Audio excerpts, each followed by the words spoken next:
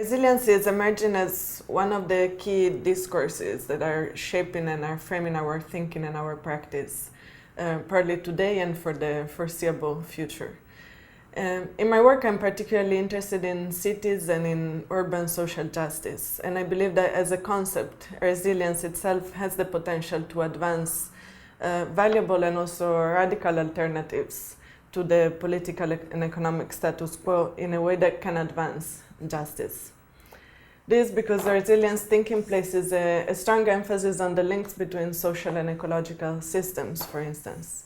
And very importantly, it looks at the connections and the potential interdependencies between actions that are taking place at very different scales and in very different localities. And at the same time, resilience is also focusing on social learning, so on trying to understand how we can advance resilience itself by working collaboratively, so by working together.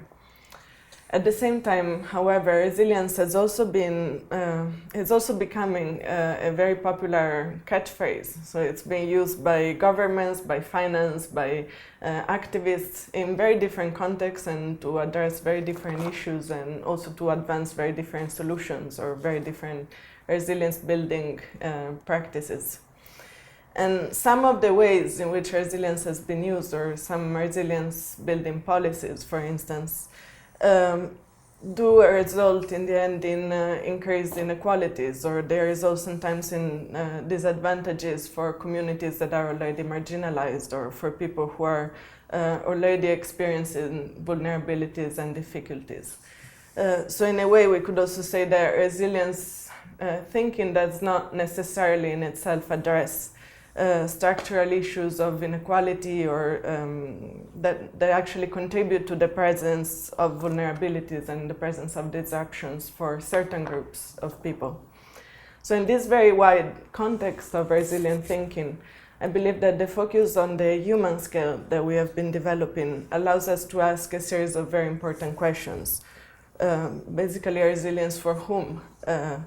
Who decides what should be resilient and to what? For whom is resilience being designed? For whom is it being managed? And for what purpose?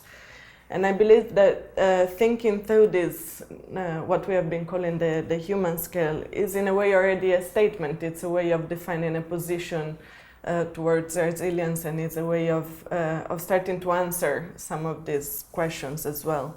And it allows us to situate resilience thinking closer to the people who are experiencing vulnerabilities and disruptions every day.